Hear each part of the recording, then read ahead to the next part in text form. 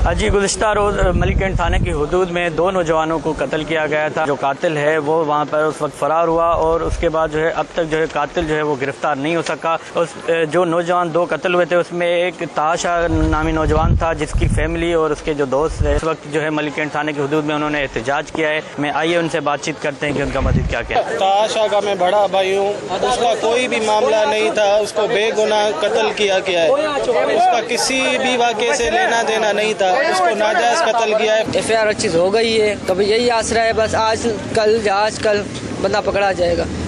कुछ पता ही नहीं चल रहा भी क्या चक्कर है क्या नहीं है, बस आ रहे हैं, बस आसरा दे रहे हैं। अगर पुलिस का मुतहरिक रोल होता तो इस सवाल से ऐसे वाक़यात नहीं होते। ताशा हमसे जो ना अपने वर्षा से जुदा नहीं होता। इन्वेस्टिगेशन ऑफिसर है, हमारे केस के जो आईओ हैं वो अभी तक फेल हो चुके हैं। जो मुलजिम है वो अभी तक मेरे नंबर पे मुझे कॉल नहीं कर रहा है और धमकियां दे रहा है। आईजी सन से, डीजी रेंजर से और सीएम मुराद अली शाह साहब से जो है कि ये अपील करते हैं अगर 2 दिन के अंदर हमें कोई रिस्पॉन्स नहीं मिला, अगर कातिल गिरफ्तार नहीं किए गए तो ये जो एहतजाज आज हम इलाके तक महदूद है, ये इसका दायरा बढ़ाया जाएगा। जी आपने मकतूल के वर्षा की बातचीत सुनी। उनका कहना है कि इन्वेस्टिगेशन पुलिस की ना लिए जिसके सबब जो है अब तक जो है कातिल वो गिरफ्तार नहीं हो सका।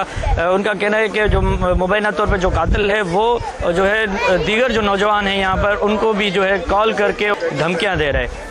कैमरा टीम के साथ जवाद अली, वश न्यूज़, कराची।